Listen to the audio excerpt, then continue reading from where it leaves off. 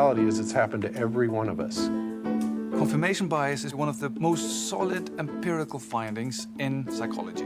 If I have a belief or an attitude, I will search for instances that confirm what I believe. And also, I'll find myself in a company with a lot of other people who think the same way as I do. Of course, we always listen to Bob because he always just has a really good collection of information. People think that, defining gravity by taking a microphone and dropping it on the ground and saying, there's gravity. It's like, yeah, that's gravity, bitches. I mean, it's laughable. Appreciate it very much again. You're welcome. Did an awesome job.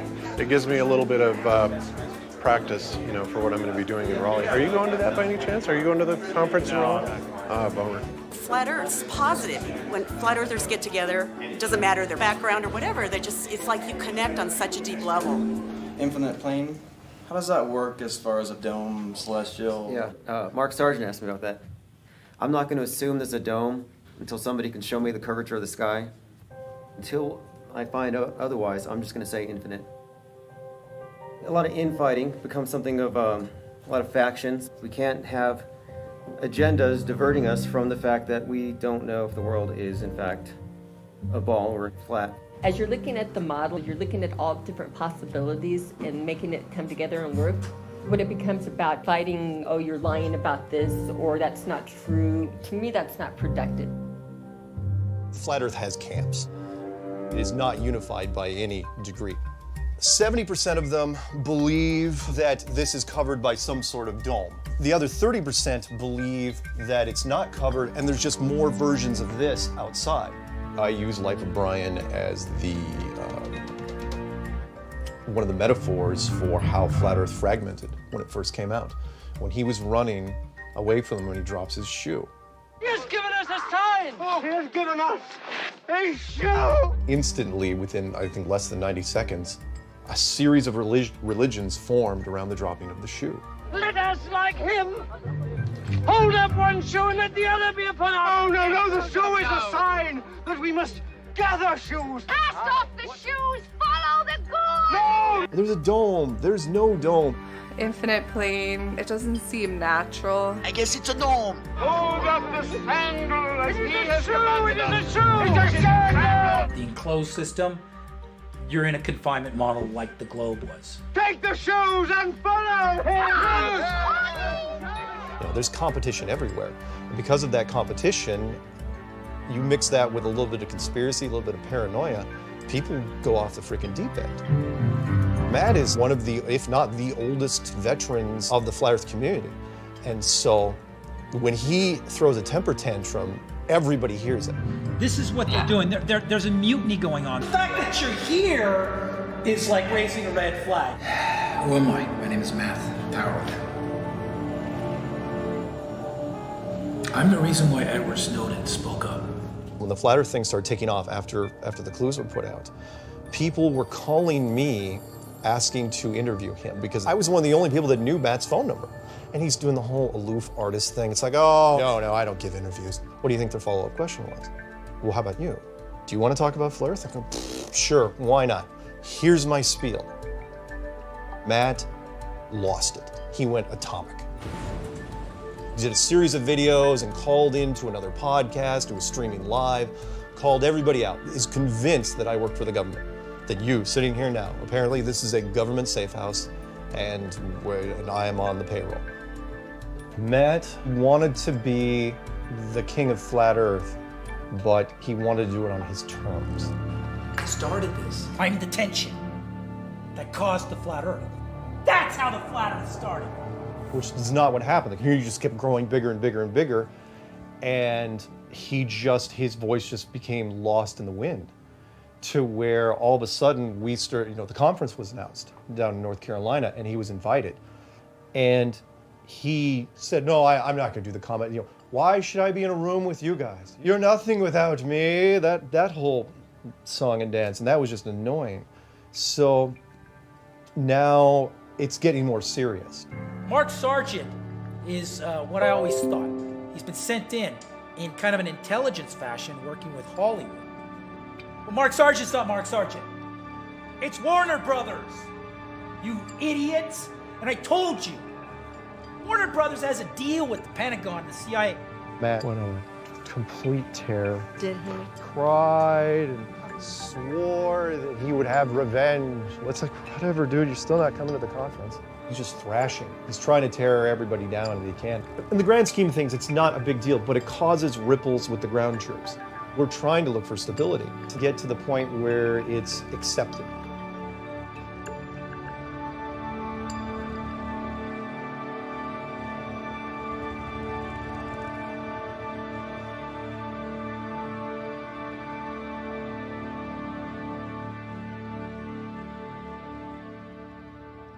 You cannot believe a flat earther theory without believing in some giant conspiracy. Because you have to have some reason why all this proof is wrong. And if it's wrong, then it had to have been faked. And if it was faked, well, there you go, there's your conspiracy. And what I always am most curious about is, why would someone bother to fake all this? So when it comes to science, think of it this way. If you have 450 years of them showing you it's a globe, how much is that worth to them to keep it? It's worth everything. But then, Mark, you have to go, who was behind the whole thing? I mean, that's the... I know.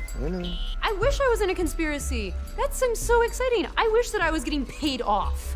I really do. When I was in space, I got paid extra. $5 a day. That's how rich I got. Well, I think of all of these conspiracies or belief systems as a spider's web.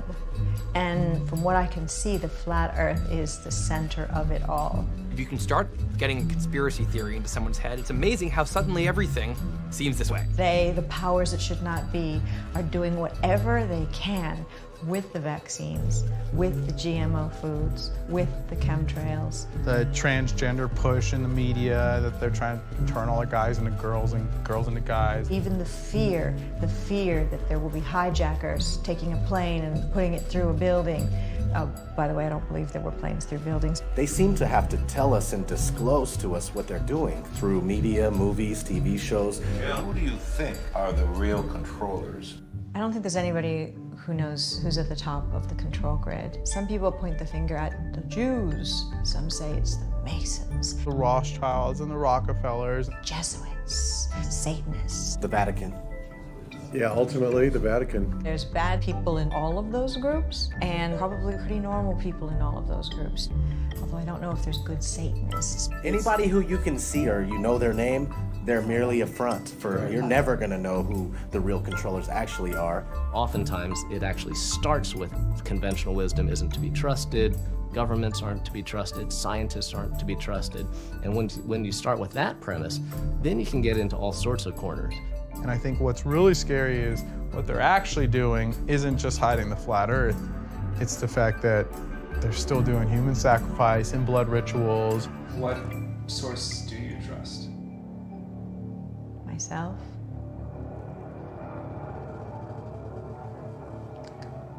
That's it.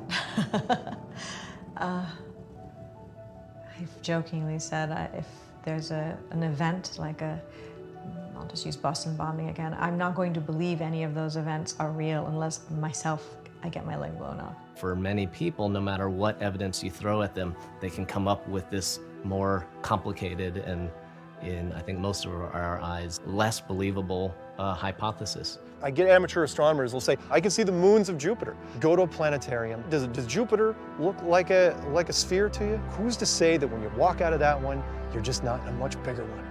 Above the clouds, it is a display system. There's this huge mound of evidence that most of us come to accept that really requires that you go through one after another and say, nope, I don't believe that, I don't believe that. Here's a countervailing theory. It just can spiral on itself and have this sort of snowball effect.